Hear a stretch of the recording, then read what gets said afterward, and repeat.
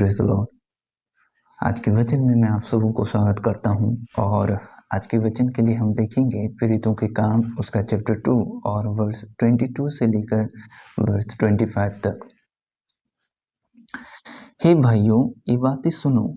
यीशु नाज़री एक मनुष्य था जिसका परमेश्वर की ओर से होने का प्रमाण उन सामर्थ्य के काम और आश्चर्य के कामों और चिन्हों से प्रकट है जो परमेश्वर ने तुम्हारे बीच उनके द्वारा कर दिखाए, जिसे तुम आप ही जानते हो।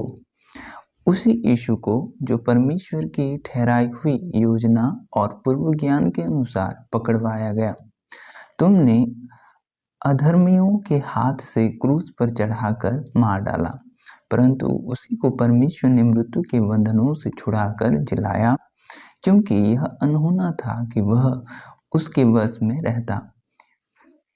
क्योंकि दाऊद उसके विषय में कहता है, मैं प्रभु को सर्वदा अपने सामने देखता रहा, क्योंकि वह मेरी दाहिनी ओर है, ताकि मैं डिग ना जाऊं।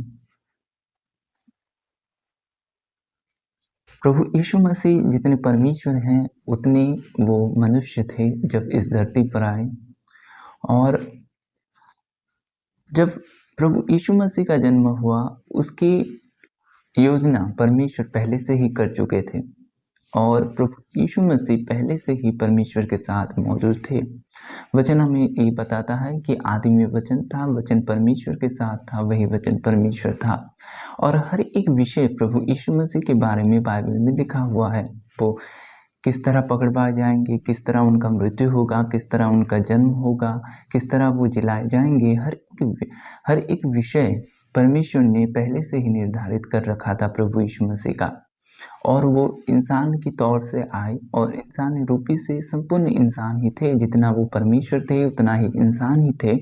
और वो परमेश्वर की जो योजना था उनके प्रति वो सब कुछ पूरा किए।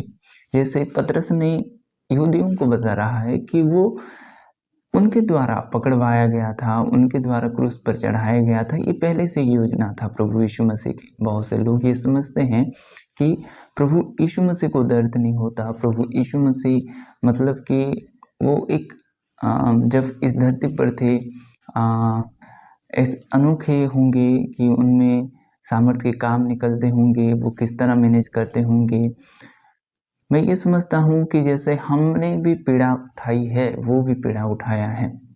हमने भी जैसे दर्द सहा है, वैसे ही उसने कहीं ज़्यादा हमारी समझ से भी परे वो दर्द सहा है। इसलिए हमें उस दर्द की अनुभूति जितना हम सह सकते हैं उतना वो देता है, उतना वो अलाउ करता है हमारे जीवन पर।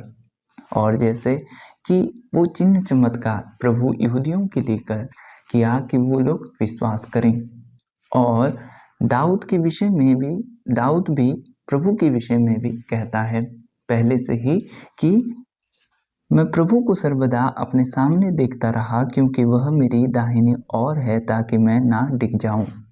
और प्रभु ने, परमेश्वर ने उसको मृत्यु के बंधनों से छुड़ाया, मृत्यु के बंधनों से उसको आज़ाद किया। और पतरस कहता है कि ये अनहोना है कि मृत्यु के बंधन उसको जकड़ सके। वैसे कि हम लोग भी जो प्रभु यीशु मसीह के बुलाए गए हैं, जो चुने गए हैं, जो उसके पाद चिन्हों पर चलते हैं, उसके जो वचनों पर चलते हैं, उनके जीवन पर भी मृत्यु की कोई बंधन नहीं रहेगी, वो भी जिलाए जाएंगे। और ये वचन जो आज हम ये मनन कर रहे हैं कि प्रभु के बारे में हम देख रहे हैं कि प्रभु के बारे में पहले से योजना थी। प्रभु एक इंसान भी था और प्रभु की जो योजना परमेश्वर की ओर से हुई थी कि उसका जन्म कैसा होगा, उसका मृत्यु कैसा होगा, उसका काम कैसा होगा, पहले से ही निर्धारित था।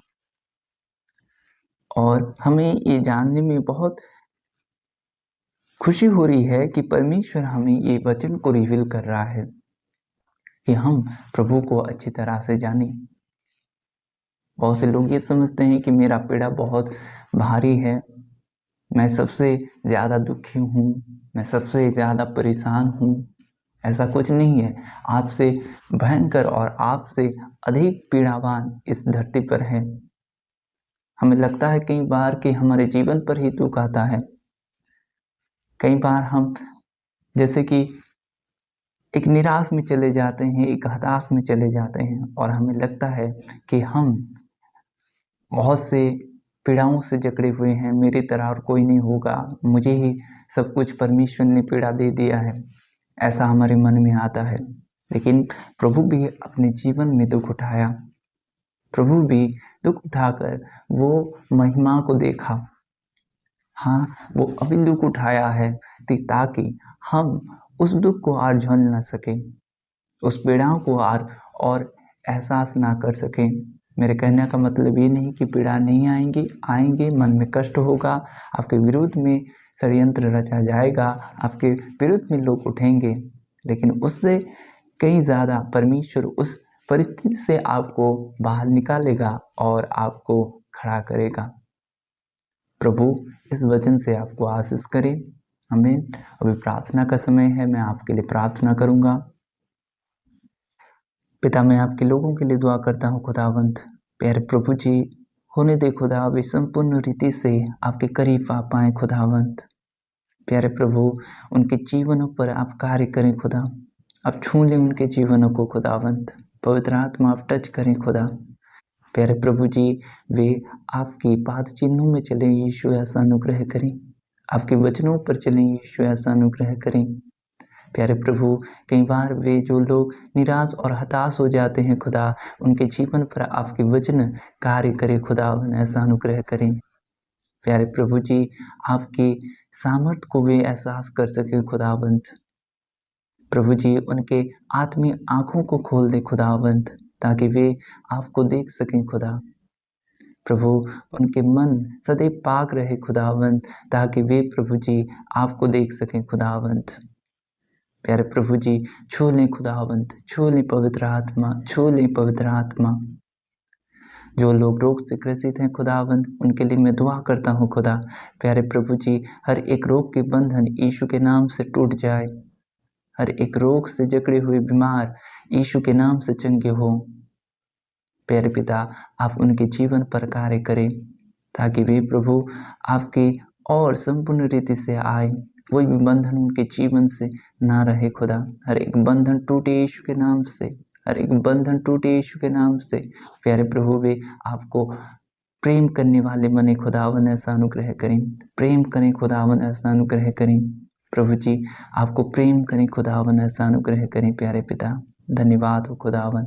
उनके परिवारों को आप आशीष करें खुदा, आपके करीब हो जाएं। छू लें पवित्र आत्मा, छू लें प्रभु जी, उनके जीवनों को बदल दें खुदावंत, यीशु के नाम में। आमीन। God bless you.